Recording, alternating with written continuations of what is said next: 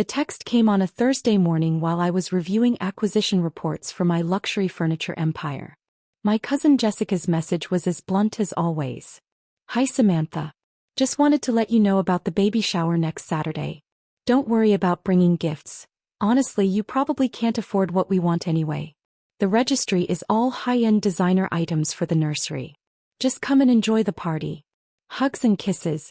I set down my phone and looked out the floor-to-ceiling windows of my corner office at Sterling Design Group headquarters. For 5 years, my family had assumed I was barely surviving as a furniture store clerk, completely unaware that I owned the largest luxury furniture manufacturing and retail empire on the West Coast.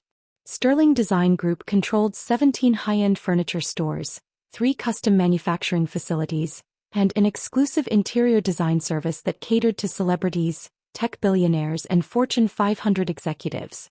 Our annual revenue hit $847 million last year, and our custom nursery division alone generated more profit than most furniture chains' total sales. But to my family, I was Samantha, the failure who never went to college and worked retail. "Okay," I texted back simply. "See you Saturday." Then I picked up my phone and called Marcus, my head of custom manufacturing. "Marcus, I need a rush order for this weekend. Pull out all the stops." The assumptions about my life started 6 years ago when I moved out of my parents' house to start my business. I'd saved $47,000 from working various jobs through high school and community college, and I used that money to buy my first distressed property, an abandoned furniture warehouse in the industrial district. While my cousins Jessica and Michael were pursuing expensive 4-year degrees and taking unpaid internships, I was learning the furniture business from the ground up. I spent my days refinishing antique pieces, studying design trends, and building relationships with craftsmen who'd been pushed out of work by cheap mass production. My family saw me covered in sawdust, driving a beat-up pickup truck and working 16-hour days. They assumed I was struggling. "Samantha's going through a rough patch," I'd overhear Mom explaining to relatives. "She's trying to make it work with some little furniture project, but it's not really going anywhere." Jessica, 5 years younger than me, graduated from USC with a business degree and immediately landed a marketing coordinator position at a tech startup. Michael got his finance degree and joined an investment firm as an analyst. Both of them rented trendy apartments, leased luxury cars, and documented their successful young professional lives on social media.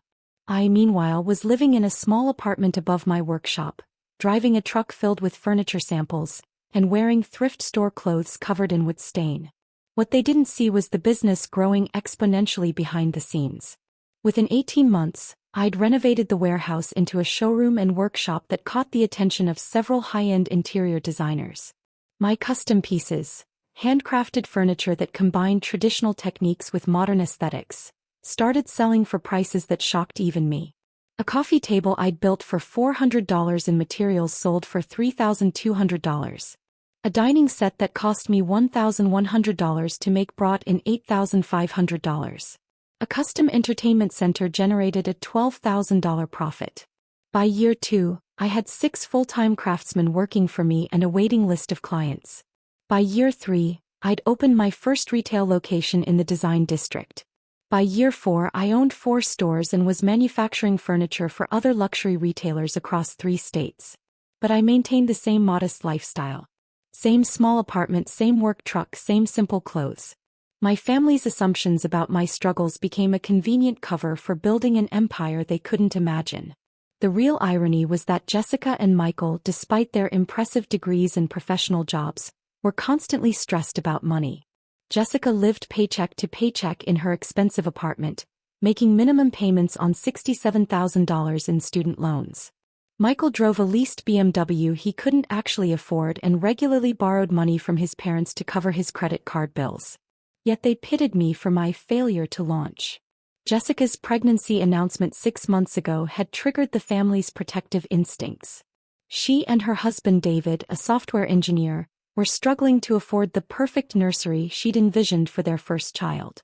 "Everything for babies is so expensive," she complained during Sunday dinner at our aunt's house. "A decent crib costs $800 minimum. The good car seats are $400. Don't even get me started on the rocking chairs and changing tables. You have to invest in quality for children," Aunt Patricia advised. Safety and durability are worth the extra cost. I know, but David and I are already stretched thin with the mortgage and my student loans. I want our baby to have beautiful things, but everything I like is way out of our budget. That's when the family looked at me with that familiar mixture of sympathy and condescension. Maybe Samantha could help you find some nice pieces, Mom suggested gently. She knows about furniture and I'm sure she could point you towards some affordable options. Jessica smiled politely but dismissively. Thanks, but we're really looking for high-end designer pieces. Like the nursery sets from Sterling Design Group. They're absolutely gorgeous but completely out of our league. Their basic nursery package starts at $15,000. I nearly choked on my wine. Sterling Design Group was my company. The basic nursery package she was referring to was our entry-level offering, which included a handcrafted crib, changing table, rocking chair, and dresser made from sustainable hardwoods with custom finishes. That does sound expensive, I agreed carefully. Expensive? It's insane, Jessica continued. But their stuff is like furniture art. Celebrities buy from them. Tech CEOs in Silicon Valley have their whole houses done by Sterling. I saw an article about how they designed a $200,000 nursery for some billionaire's baby. She pulled out her phone and showed the family photos from our website. Look at this craftsmanship. Every piece is made by hand by master craftsmen. They use woods that are sustainably sourced from specific forests. The hardware is custom cast bronze. Even their paint is some special non-toxic formula that costs more than regular furniture stores charge for entire bedroom sets. The family gathered around Jessica's phone, admiring photos of furniture I'd personally designed and supervised the creation of. It's beautiful, Mom agreed, but probably not practical for your budget. Definitely not, Jessica sighed. David and I will be lucky to afford anything half this nice. We'll probably end up at one of those big box stores buying particle board furniture that falls apart in 2 years. I listened to this conversation with growing amazement. My cousin was literally showing my family my own work while lamenting that people like us could never afford such luxury. Maybe you could save up and buy one piece at a time, I suggested. Start with the most important item and add to the nursery gradually. Jessica laughed. Samantha, these pieces cost more than some people make in a month. The rocking chair alone is $4,200. That's rent money for most people. What she didn't know was that the $4,200 rocking chair she was admiring had a material cost of $380 and took one of our master craftsmen about 12 hours to complete. The markup reflected not just the quality of craftsmanship, but the exclusivity of owning something made by artisans who typically only worked for clients worth hundreds of millions of dollars. As Jessica's due date approached, the family rallied around helping her create the perfect nursery within her limited budget. Mom organized shopping trips to discount furniture stores. Aunt Patricia researched budget-friendly decorating ideas. Michael offered to help David assemble whatever furniture they decided to buy. I was notably excluded from these planning sessions. Samantha doesn't really understand the baby furniture market, I overheard Jessica explaining to her mother-in-law. She's sweet, but she's never had kids or been around expensive baby stuff. We need advice from people who know what they're talking about. The baby shower planning revealed even more about how my family perceived my financial situation.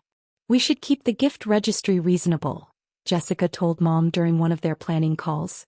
I don't want to put people in awkward positions by asking for things they can't afford. What do you mean? Well, like Samantha. She's probably struggling just to buy a shower gift at all. I don't want her to feel bad about not being able to contribute to the big items.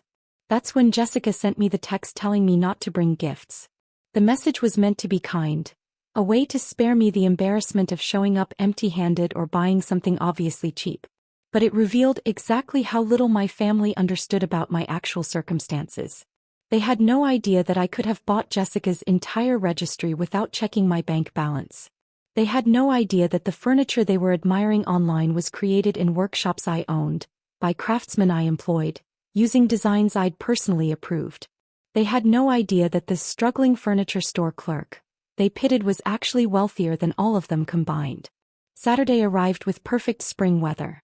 Jessica's baby shower was being held at Aunt Patricia's house, with the backyard decorated in soft pastels and gold accents. About 30 women were invited, family members, college friends, and co-workers from Jessica's marketing job. I arrived at 2 p.m. wearing a simple blue dress and carrying only my purse. Several relatives hugged me and made gentle comments about how glad they were I could make it, even without bringing anything. "It's so thoughtful of Jessica to make sure everyone feels included," Aunt Patricia whispered to me. "Not everyone can afford the kind of gift she really needs." The shower followed the typical format: games, food, conversation about pregnancy and babies. Jessica opened gifts for about an hour, receiving some lovely items from her registry, including a $300 high chair from her college friends, a $180 baby monitor from her coworkers, and a beautiful handmade quilt from our grandmother. She was gracious about each gift, but I could see the disappointment in her eyes. The expensive nursery items she'd really wanted, the designer crib, the luxury rocking chair, the custom changing table, remained unpurchased on her registry. "Everything is so beautiful," she said, trying to sound enthusiastic about the collection of practical but modest gifts. "The baby is going to be so loved." At 4:30 p.m., just as the party was winding down and guests were starting to say their goodbyes, a large truck pulled up in front of the house. "Sterling Design Group" was painted in elegant script across the side of the vehicle. Jessica froze mid-conversation, staring at the truck with confusion. "That's weird," she said. "Why would Sterling Design Group be here?" The delivery team, 3 men in professional uniforms, began unloading an enormous collection of carefully wrapped furniture pieces. Each item was covered in protective blankets and secured with custom straps that bore the Sterling logo. "Delivery for Jessica Martinez," the lead driver announced, consulting his clipboard. "We have a complete Windsor nursery collection, plus additional custom pieces." The backyard went completely silent. "I think there's been a mistake," Jessica stammered. "I didn't order anything from Sterling Design Group. I can't afford." "No mistake, ma'am. We have the order right here, paid in full. Custom nursery set in white oak with hand-forged bronze hardware. Includes crib, changing table, dresser, rocking chair, toy chest, and bookshelf. Also includes custom mobile, personalized name sign, and matching window treatments." The delivery team began carefully carrying the pieces into the house, following the layout instructions they'd been given for Jessica's nursery.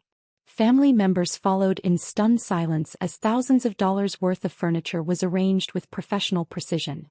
The crib alone, a masterpiece of traditional joinery and modern safety features, represented more craftsmanship than most people saw in a lifetime. "This is impossible," Jessica whispered, running her hands over the smooth finish of the rocking chair. "This furniture costs more than our car." "There must be a gift card or something," Mom suggested, looking around frantically for an explanation.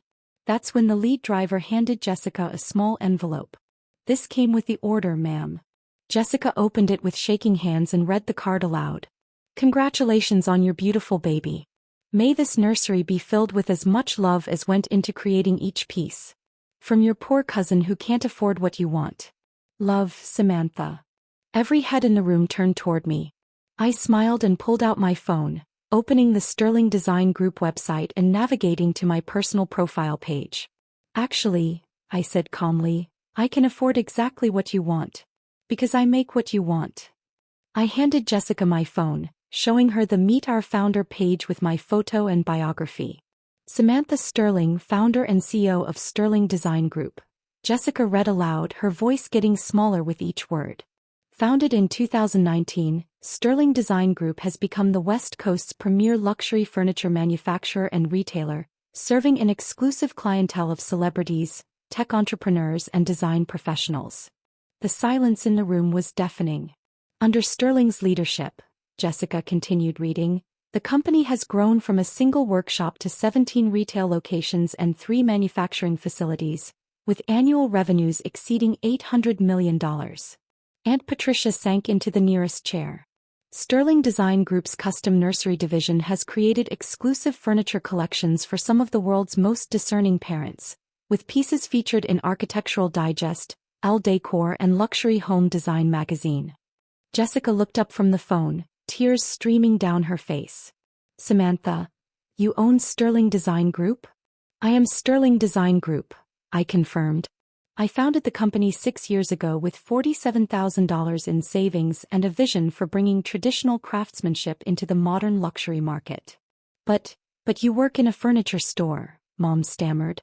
I own 17 furniture stores, plus 3 manufacturing facilities where we employ 340 craftsmen, designers, and support staff. The magnitude of their misunderstanding was slowly sinking in. The truck you see me driving around town? I continued. It's for delivery and quality control visits to our retail locations. The little apartment I live in? It's actually a penthouse loft I designed above our flagship showroom. The work clothes covered in sawdust? I still personally oversee the creation of our most exclusive pieces. Jessica was staring at the furniture surrounding her. Furniture that represented months of skilled labor and design expertise. This nursery set, how much did it cost? Retail value is $78,400, I said simply. But it's not about the money, Jessica. It's about the fact that you've spent 5 years assuming I was failing at life while I was actually building something extraordinary. We never meant. Aunt Patricia started. I know you never meant to be cruel, I interrupted. You thought you were being protective, sympathetic. You pitied me for my apparent struggles and tried to shield me from embarrassment. I gestured toward the beautiful nursery furniture. But your pity was based on complete ignorance about my actual life. You assumed that because I didn't follow your traditional path, college degree, corporate job, conventional lifestyle, I must be unsuccessful. The room was filled with shame-faced relatives trying to process what they'd learned. Jessica, do you remember telling me I didn't understand the baby furniture market? She nodded miserably. I literally created the luxury baby furniture market on the West Coast. The design trends you've been following? The safety innovations you've been researching? The sustainable wood sourcing you've been reading about? My company pioneered most of those developments. Oh my God, Jessica whispered. When you showed the family photos from my website and explained why people like us could never afford such luxury, you were talking to the person who designed those pieces, supervised their creation and set their prices. I pulled up another page on my phone. This article you mentioned about the $200,000 nursery for a billionaire's baby? I personally managed that project. The client was a tech CEO whose company you've probably heard of. His wife wanted a nursery that incorporated elements from their childhoods in different countries. So we sourced woods from sustainable forests in 5 different nations and incorporated traditional joinery techniques from 3 different cultures. The complexity of that project, and the expertise it represented, was clearly beyond anything my family had imagined I was capable of. But why didn't you ever tell us? Mom asked. Because you never asked, I said simply. You made assumptions and then treated those assumptions as facts. When I tried to offer advice about furniture or design, you dismissed it because you thought I was just a retail clerk. We feel terrible, Jessica said through her tears. Don't feel terrible. Feel curious. For the first time in 5 years, ask me about my actual life instead of assuming you already know what it looks like. The conversation that followed lasted another 2 hours. Family members wanted to understand how I'd built such a successful business while they thought I was struggling. They asked about my design process, my manufacturing techniques, my client relationships. Jessica was particularly interested in learning about the nursery she'd just received. Every piece was handcrafted by our master furniture maker, Carlos Rodriguez, I explained. He's been working with wood for 37 years and specializes in pieces that will last for generations. The white oak came from a sustainable forest in Oregon that we've been working with since our 2nd year in business. The bronze hardware? Cast by hand in our metal shop using techniques that date back to the 1800s. Each handle and hinge is unique, with slight variations that prove it was made by human hands rather than machines. The finish. 7 coats of hand-rubbed tung oil that will protect the wood for decades while maintaining its natural beauty. It's completely non-toxic and actually gets more beautiful with age and use. As I described the craftsmanship that went into her nursery, Jessica's appreciation for the gift deepened. But more importantly, her understanding of who I really was began to change. Samantha, I owe you an enormous apology, she said finally. Not just for the text about not bringing gifts, but for 5 years of treating you like you didn't know what you were talking about. We all owe you an apology, Mom added. We've been so blind. You weren't blind, I corrected. You were making logical assumptions based on limited information. The problem was that you never sought additional information. You never asked deeper questions about my work or my goals. I looked around the room at my family members, seeing them really look at me for the first time in years. I maintained the fiction because it was easier than constantly correcting your assumptions. But also because I wanted to see if your love for me was conditional on my achievements. And now? Jessica asked. Now you know the truth. And we can build relationships based on reality instead of assumptions. The baby shower ended with Jessica giving me the longest hug we'd shared since childhood, surrounded by furniture that represented not just my business success, but my commitment to family despite years of being underestimated. As I drove home in my beat-up truck, actually a custom-modified vehicle I used for transporting valuable antiques and prototype pieces, I reflected on how the day had changed everything. My family finally knew who I really was. But more importantly, I'd learned something about them. When confronted with their mistakes, they didn't make excuses or deflect blame. They apologized sincerely and asked thoughtful questions about my life. That gave me hope that our relationships could evolve beyond the limiting assumptions that had defined them for so long. 3 weeks later, Jessica gave birth to a beautiful daughter named Sophia. When I visited them in the hospital, Jessica pulled me aside. Samantha, I have a confession. I've been researching your company obsessively since the shower. I had no idea how respected you are in the design world. The reviews from your clients, the features in magazines, the awards you've won. I'm not just sorry for underestimating you. I'm proud of you.